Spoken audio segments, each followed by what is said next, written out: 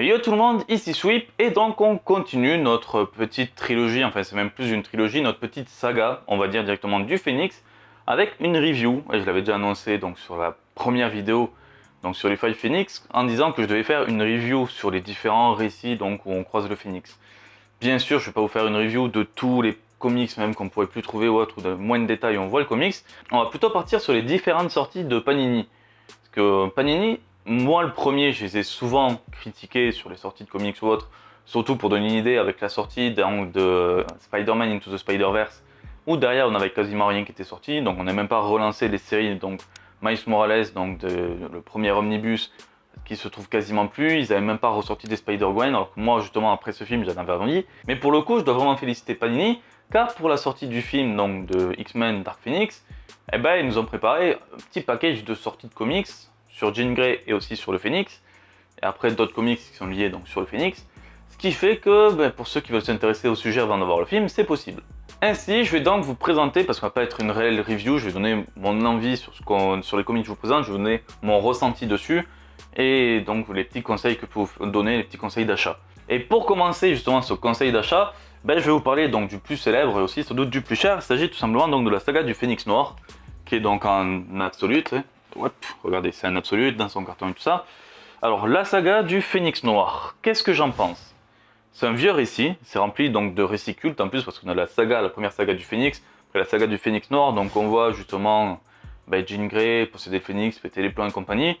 C'est vraiment des récits ultra cultes. Ça, je suis ok, c'est vraiment ultra culte. Même si moi aussi, pour vous donner une idée, j'ai beaucoup de mal à lire les vieux récits par rapport au dessin, au fait qu'il y ait beaucoup de discussions, beaucoup de bulles et compagnie. Mais c'est un récit culte. Donc si on veut vraiment se lancer sur les lectures du Phénix, si on veut commencer par le départ, c'est vraiment la saga du Phénix Noir qu'il faut prendre. Mais j'ai un gros problème avec cette édition. Laquelle c'est que voici donc un absolute, pour vous donner une idée, ça coûte 75 €. Voici donc l'absolute du Phénix Noir, 75 €. Et donc voici un autre absolute qui est donc Marvel 1602 qui est sorti sur la même période, aussi qui coûte 75 €. Et regardez, on a un joli résultat où le Phénix Noir est super petit par rapport à Marvel 1602.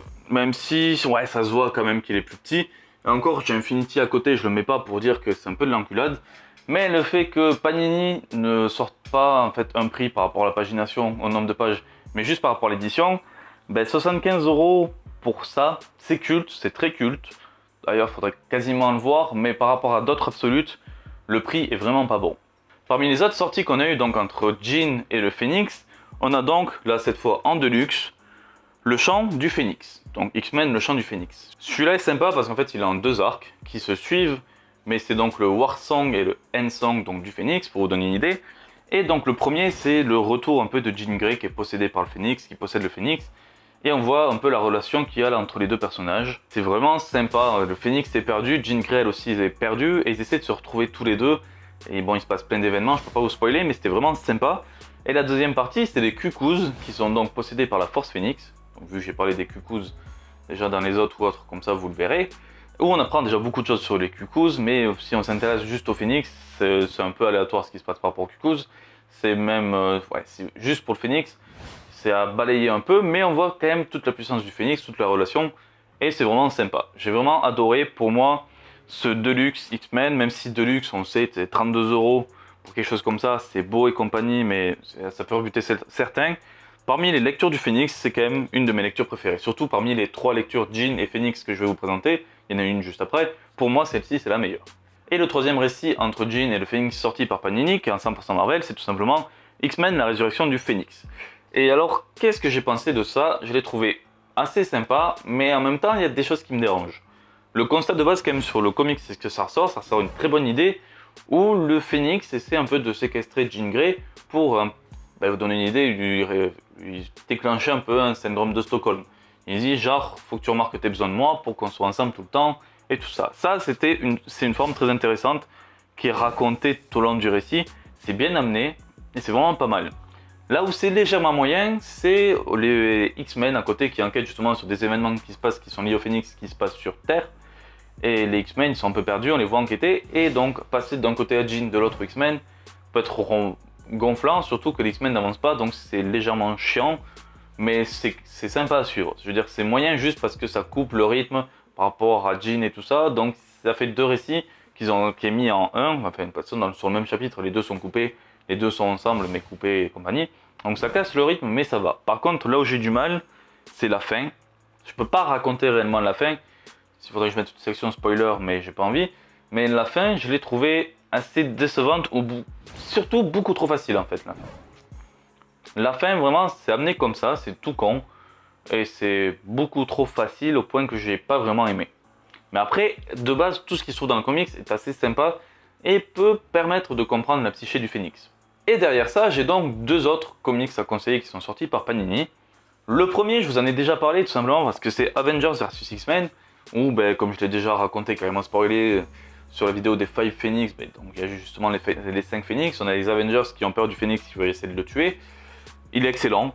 Pour moi, c'est un des derniers events Marvel qui a été fait où j'ai vraiment pris une claque. Bon, après, de base, je suis pas trop à jour sur les événements Marvel ou autres, mais juste graphiquement, ça m'a à certains moments dérangé, mais en soi, le comic c'est super beau. Et le dernier que je peux vous conseiller, car il est juste génial là aussi, bon je suis désolé, je l'ai juste en kiosque, c'est donc là sur les Marvel Universe 1 et 2, mais c'est le retour de Thanos, où là c'est Tain qui va posséder donc l'œuf du Phénix, et qui va posséder la Force Phénix.